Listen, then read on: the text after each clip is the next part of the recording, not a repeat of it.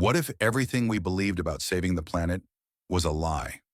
What if the green revolutions, the carbon pledges, and the billion-dollar eco-initiatives were just clever illusions?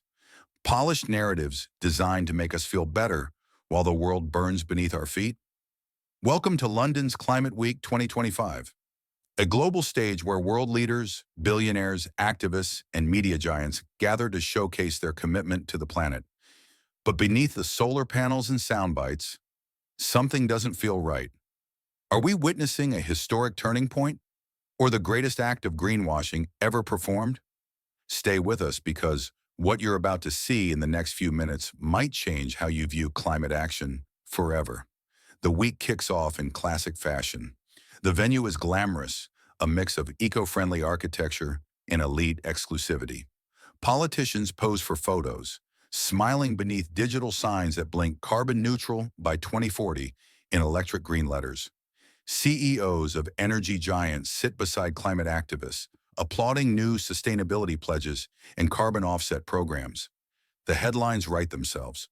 But just outside, across the street, there's a very different scene. A group of school children, soaked from an early rain, hold up hand-drawn signs. "You can't offset extinction," one reads. Another says, "Green profits, gray skies." The youngest among them, maybe 8 years old, looks up as a black SUV rolls past. Its windows are tinted. Inside it, a delegate who just promised to empower youth voices.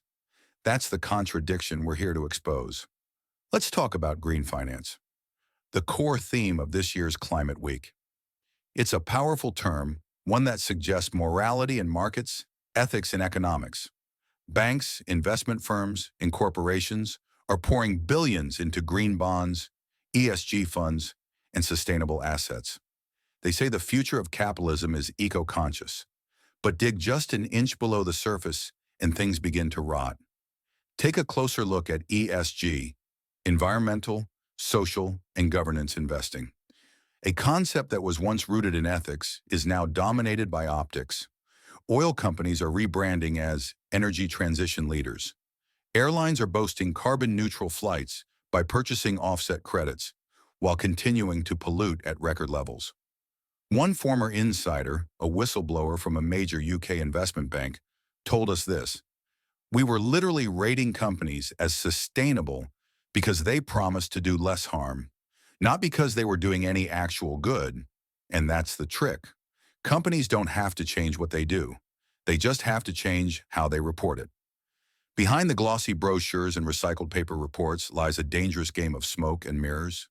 Even carbon credits, which are meant to balance emissions by supporting renewable projects, have been exposed. Investigations found that many credits were double-counted, unverifiable, or linked to deforestation, not prevention. It's not just deception, it's destruction in disguise. And while corporate panels applaud each other, the world continues to burn. In 2025 alone, the UK experienced its worst flooding in over a century. Entire neighborhoods in East London were submerged under muddy water. Insurance companies walked away. Politicians blamed rare events. And the same banks funding climate solutions quietly invested in flood-prone construction zones for profit. Globally, the impact is even more heartbreaking. In rural India, over 10,000 farmers have been displaced this year due to extreme drought. In Guatemala, crops have failed for the third year straight, leading to mass migration. And in the Arctic, glaciers are melting faster than any climate model predicted. Meet Amina, a 12-year-old girl from Pakistan. Her story is one of millions, but it deserves to be heard. In 2022, devastating monsoon floods destroyed her village. She lost her home, her school, and both her grandparents.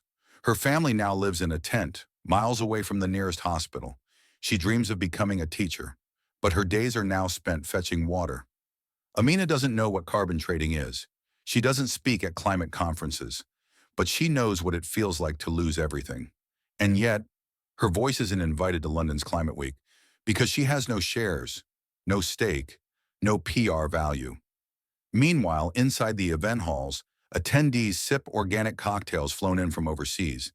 They network under chandeliers powered by clean energy sponsors, and then at night they return to luxury hotels, some of which were built on cleared greenbelt land.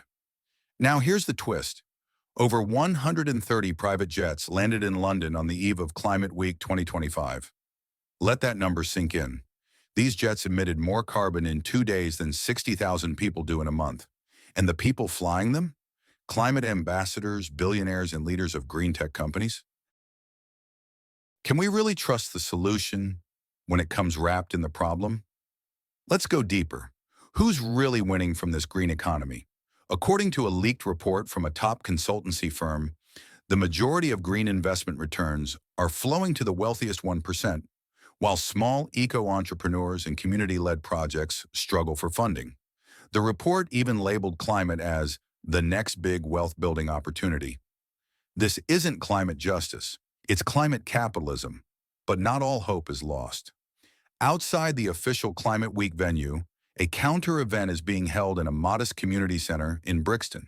No suits, no corporate logos, just people, farmers, students, single mothers, environmentalists, sharing stories, ideas, and solutions. Real ones. One activist, Maya Thompson, stands in front of a chalkboard and says, "We don't need billionaires to save us. We need to save ourselves by demanding truth, rejecting lies, and building systems that care." Her words echo far beyond the room, because that's where true change happens, not in policy papers, but in public pressure, in rising voices. We must redefine climate leadership.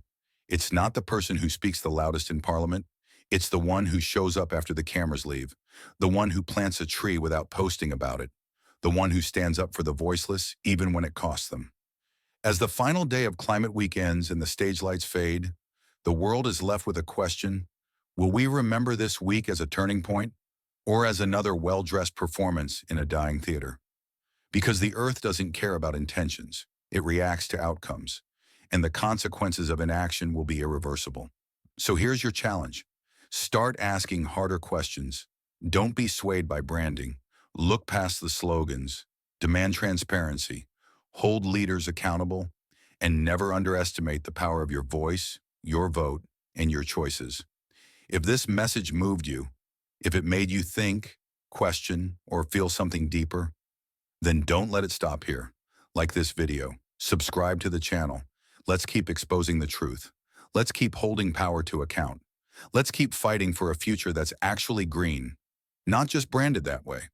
Because this isn't just a video, it's a wake-up call, and the clock is ticking.